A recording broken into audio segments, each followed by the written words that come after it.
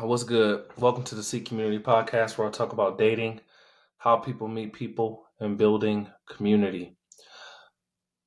I have a problem with how our world is set up today. Well, the US, maybe other countries deal with this too. For one, this loneliness epidemic, I just think it's fueled by a lack of infrastructure, but also how the nature of labor has changed. It's all reduced to the virtual and digital. And it's convenient. I get it. It's quicker and it's cheaper. Companies don't have to pay for offices.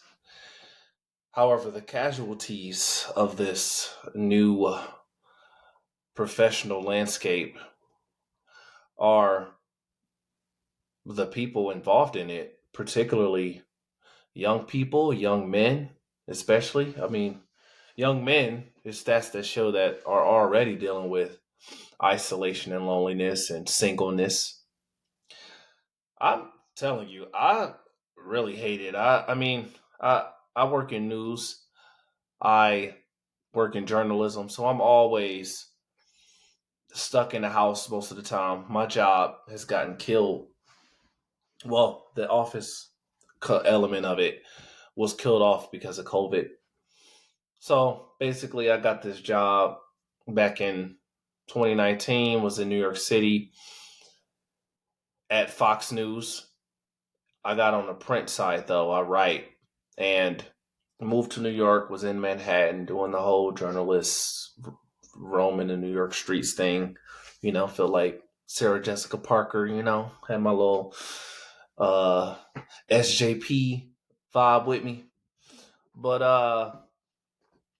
was in the New York media scene, and then COVID hit, then, moved back to Michigan, was trying to wait out COVID, wasn't going anywhere, then moved back to New York City, and then I was like, all right, well, let's see how long this is going to go here. And then that just didn't work. And New York was just shut down, and office was still closed. You couldn't even go to the park. I couldn't go to Target. I literally was just stuck in my apartment. It felt like prison. So then I was like, all right, left New York City, moved out, packed up all my stuff, got up out of there, and then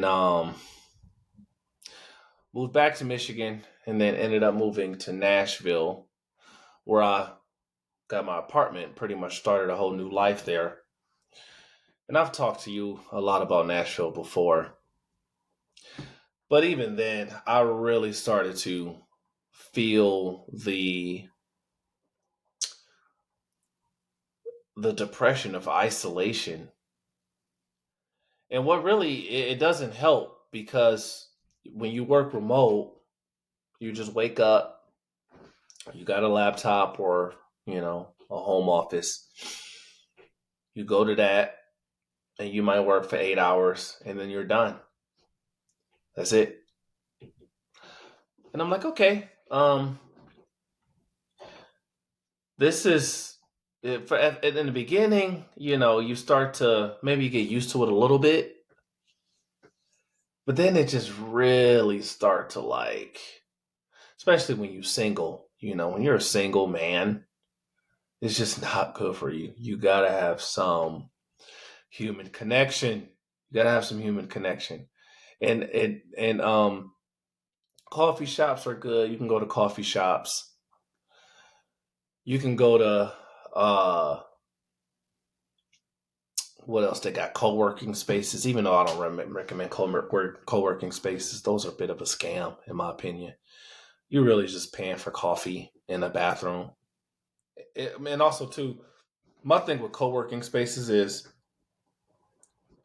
it's not like the people that are there are in the same field as you. So it's not like you're going to be chatting with people sitting next to you like, hey, man, hey, buddy, what you working on? Why do you care to have a chat with them about what they're working on? Now, what co-working spaces need to do is they need to start making it more of a niche. So I can see a co-working space solely for software designers or software developers, or a co-working space solely for journalists like myself, maybe any freelancers or remote journalists. And we all just gather at this co-working space. And then it's like, okay, we all in the same media, we're all in the same field, and I can see conversations sparking up there. You might, I can see that working out.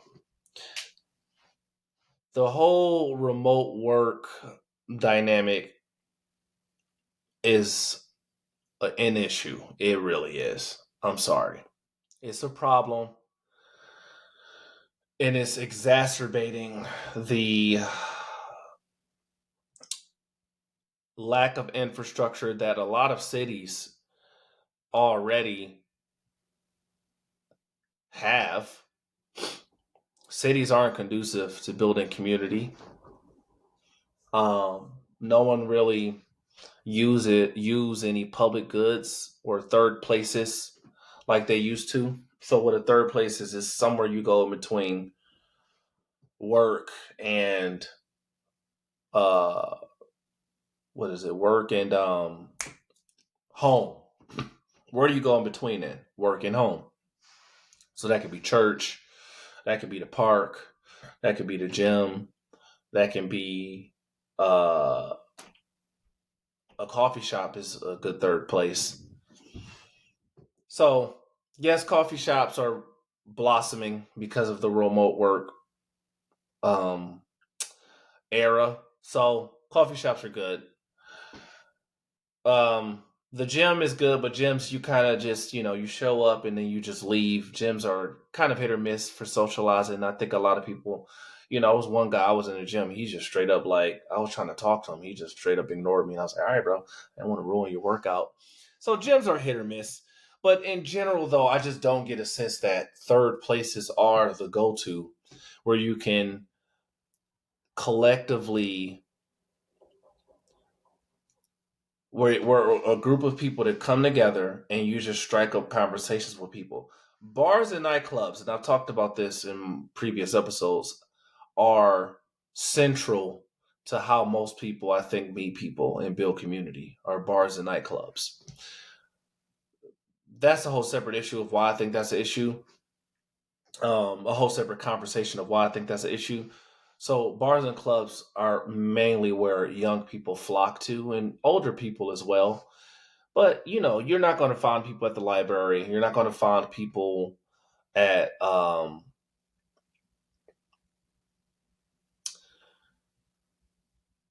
anywhere else where it's like it's facilitating socializing. Church attendance declined. A lot of those places. I think coffee shops are anchors in a community. They do bring people together. Coffee shops are good. I do love going to coffee shops. That's become a big thing, especially as a remote worker. I can appreciate going to a good coffee shop. I've met a ton of people at coffee shops. I've asked girls out at coffee shops. I've took girls out on dates at coffee shops. I've networked. I've written movie scripts. I've read. You could do a lot of cool stuff at a coffee shop. Um, you go there to get work done. Generally, I go to coffee shops to do work for, my 9 to 5 job. I work in journalism. So that's how I like to go to coffee shops, because at least there is a chance that you strike up a conversation with people. And plus, I like people watching. I like the noisy background. It's definitely better than leaving. It's better than being stuck in my apartment. That's for sure. Because, again, I got into this whole rut and the season of just depression and feeling left out and FOMO because of remote work. Because you got to think, when you are in the office, you start to, I think we took that for granted, of how much going to work fostered human connection and a network and community, in a sense. Because you're waking up, you're dressing up nice for one, and you're presenting yourself to the world, and you're also going to be with like-minded people who are in the same field as you. Now, granted, a lot of people, they don't like the people they work with. I get it. a lot of people love remote work. I'm definitely, especially if you got a family. If you got a family, if you got kids, I totally get it. And I'm sure when I get kids and when I get a wife, I'm definitely going to appreciate remote work. But now as a single man, bruh, I dread it. It's dreadful. It's dreadful. It's depressing. Over 60% of men report being single, according to Pew Research Center. Men more likely to be lonely, single, sexually dormant, romantically uninvolved. And then it gets into the pathologies at the Pew Research Center. Men are more likely than men more than likely to commit suicide, mass shootings. So when you talk about most of the issues men are facing, remote work, man, it's not helping. But yes, everything has its pros and cons. I'm sure a lot of people are looking at me like I'm crazy. Like, bro, I wish I had a remote work job. I wish I had a remote work job. I already know it. They're looking at me like I'm crazy, and that's one thing I don't want to do. I don't want to complain. I am blessed to have my job. I am blessed for whatever the Lord had given me and provided for me, 1,000%. However, reality is reality, and I have to talk about what's fueling loneliness in America and among young men for sure, because that's what I want to reach out to. A lot of young men are watching porn and are lonely. And I think women too are dealing with this. They may not admit it, but mainly as men. Fred Rabinowitz, a psychologist and professor at the University of Redlands who studies masculinity, said young men are, quote, watching a lot of social media. They're watching a lot of porn, and I think they're getting a lot of their needs met without having to go out. And I think that's starting to be a habit. And I'm quoting to you these stats and these quotes from researchers because I think this issue of remote work is bringing to light a lot of these issues. For me, my day to day is very monotonous. Again, I wake up, log in my computer. Do I want to go to a coffee shop? Do I want to spend money? That's another thing too. It's like if you want to leave the house, you're gonna spend money. So you can either stay in the house, be alone, or you can leave the house and you're gonna spend money. So it's actually very expensive to maintain a coffee shop, uh, sort of leave the house remote work lifestyle. It's definitely going to cost you some money because once you leave the house, it's like, all right, I get up, put some clothes on, go to a coffee shop. Then you're gonna get hungry. On top of buying coffee, you're gonna get hungry. Get you something to eat. That's already what, $25. The meal gonna be what, $15, $20. Coffee $4, depending on where you at. $3 to $4 plus tip, factoring all that. So basically $25. Then you got, you paying for gas. Sometimes you got to pay for parking. You just do all of this just to, you know, be around people. You got to spend money to be around people, essentially. It sucks, man. And then it's like, it's either that or you just literally stay in the house all day. You stay in the house by yourself. That's what my life is like. Very monotonous.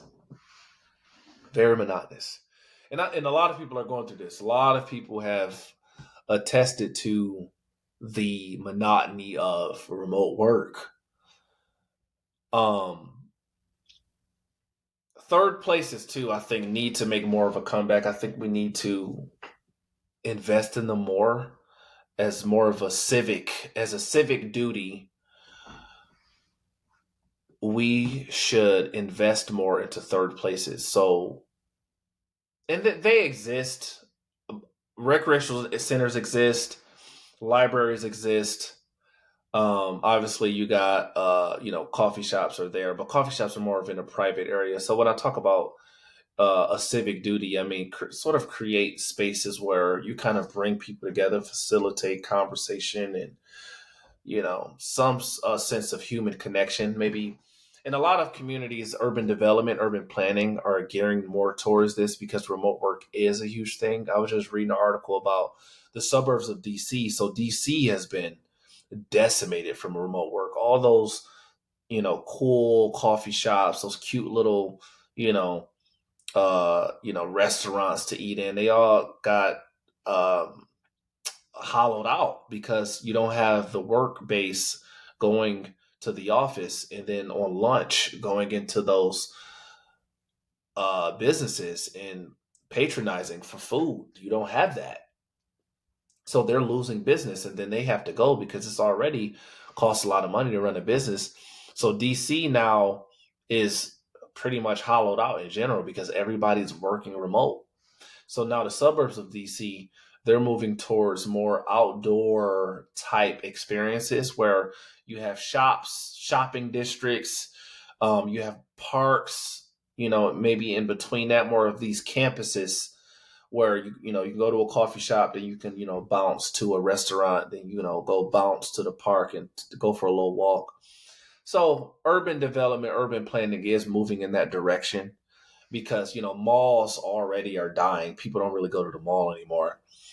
Amazon pretty much killed that. So now what urban planners are looking at are these outdoor shopping sprawls where you can walk around, bounce to a coffee shop or a Starbucks, and then you can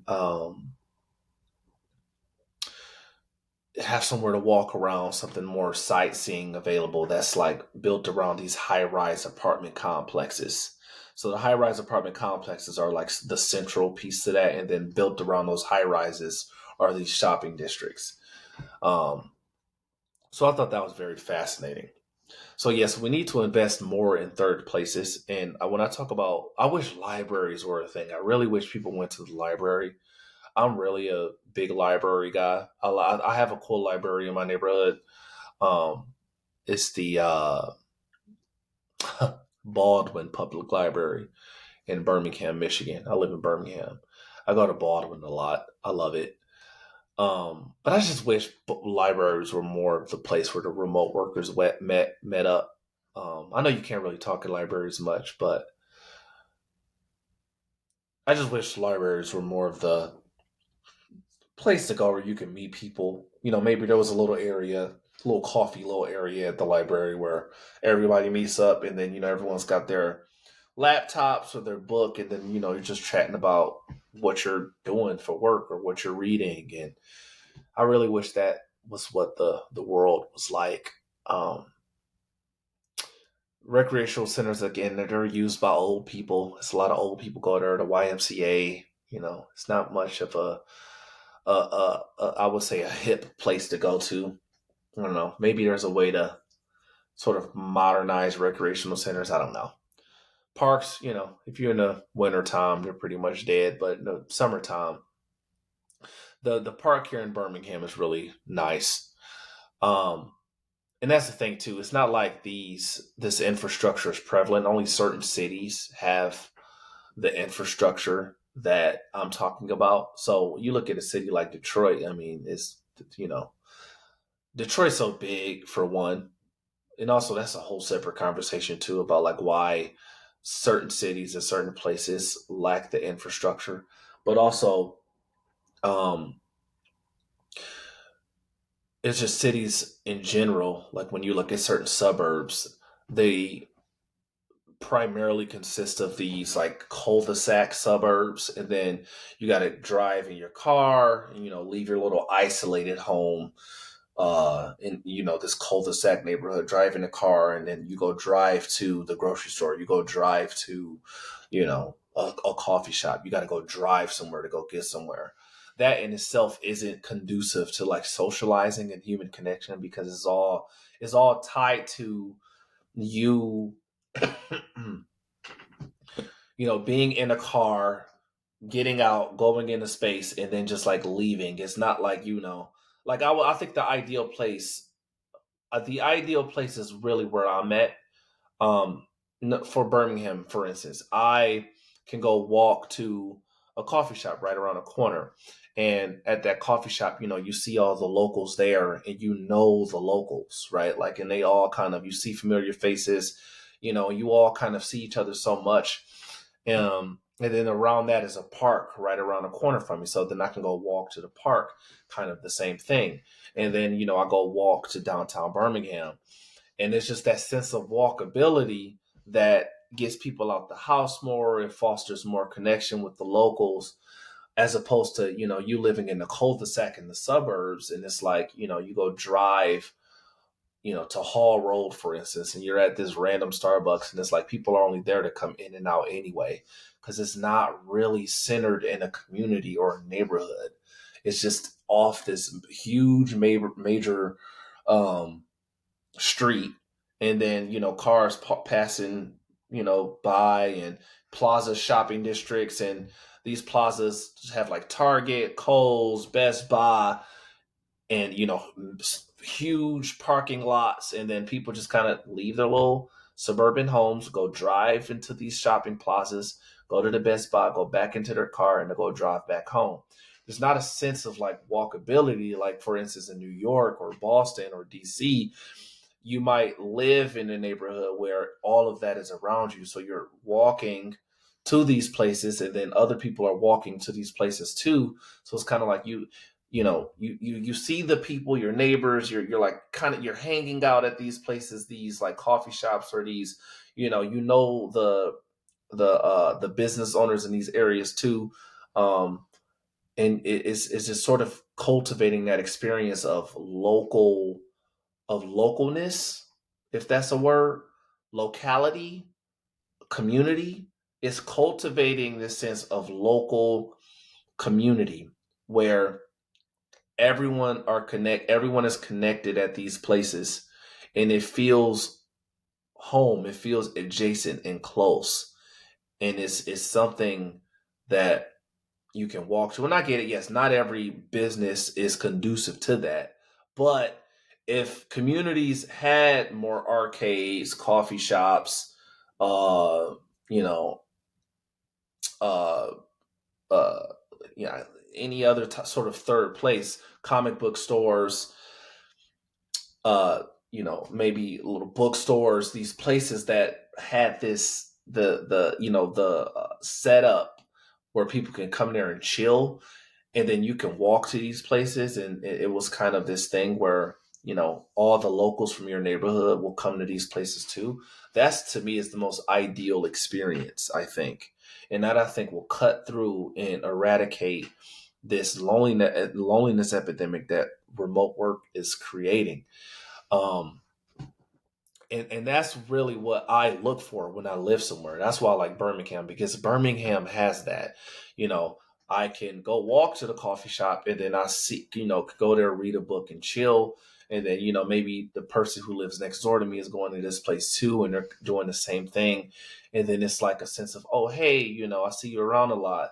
And then you chat and you meet somebody, as opposed to me, getting in my car and then driving, yeah, 10, 15 minutes to X shopping plaza to go to, Barnes and Noble. And you're not about to chill in Barnes and Noble. It doesn't have that experience that's conducive to that. Barnes and Noble, they should actually modernize and make it more cozy and more of a third place. I think they have like a coffee shop there, but really no one's using it. So that's, I think, what we need. We need more of that. So when you look at New York City, when I lived in New York City, that's what's cool about New York City and Boston and DC, is that it has that sense of walkability where you can leave your apartment and you can literally go next door and go to a um, a coffee shop, or go to a bar, or you can go walk to the bookstore. And that's really cool because it, I think, attracts more of the people in your local area doing the same thing. And that's where you go to meet people, right? Um, but the whole setup where it's like you're in a neighborhood and you got to get in your car and go drive somewhere, it's not really much of an incentive for you to go to these third places and just chill. Because it's kind of like, it's just a lot of work. It's just a lot of like stuff in the way to get you to do that, right? Especially when you're older and you have kids. That's a totally different thing. But when you're young, you want to meet people. That's the excitement of being young, is finding, the cute girl at the bookstore, reading at the little table, and you know, you might notice her from your neighborhood, and you go up to her and say, "Hey, I think you live around a corner from me. What are you reading? So and so." I think that's what we need more of, that the infrastructure that's facilitating human connection and community, and and bolstering third places, coffee shops, comic book stores, arcades, bars, cigar lounges, stuff that's cool and that people want to go to. And that's what I think we need more of. Um, so yes, remote work has really been a struggle for me. It's been an issue for me, especially when you spend a lot of time alone. There's a lot of temptation, that's for sure. And I just really think, like, how do people meet people nowadays? Like, how are you really going out and meeting people? That's really honestly the major pillar of my podcast is, how do people meet people? We talk about building community, dating, and how people meet people. How are people meeting people nowadays outside of bars and clubs? And bars and clubs too. You're there, you're inebriated, or you're there to dance and get twerked on and do what it's such a carnal experience. It's not there for intellectualizing or to truly socialize and have intimate conversations with people. I know bars could be bars. I need to be more lenient towards bars. Nightclubs, no. Nightclubs, no. Nightclubs are pretty bad. Um, but bars, I think, can be pretty good. Sports bars, yes, they do foster a sense of community. I do like sports bars. Not all bars are bad. Um, it's just that the bars tend to morph into like a nightclub experience, that I don't think people go there to genuinely form connections with people. It tends to be to get drunk and to find somebody to hook up with and have a nice one night stand with. That's generally the mentality that bars are engaging.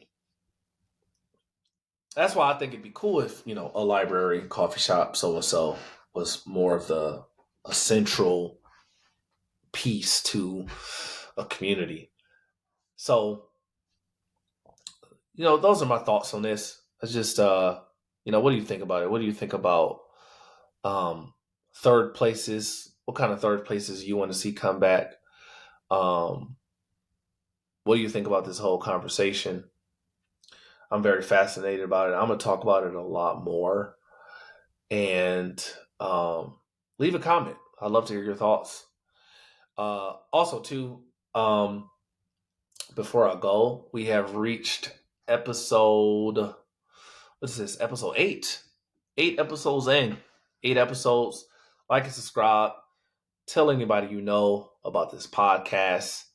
Um, I'm really trying to build an audience here. I'm really trying to shape what I want this podcast to be. It's definitely it's a huge concept that I'm trying to mold and shape into something. I know what I want to do is I want to be a ministry first and foremost, but I also want to talk about topics like this, societal issues, lack of infrastructure that's not conducive to building community, um, sexual purity. I want to talk about masculinity.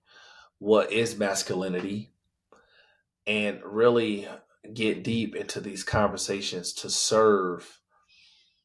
I do like to serve young men struggling with porn, but generally anyone who is really coming into terms with their faith and trying to find what God has in store for them, what they believe their purpose on this earth is.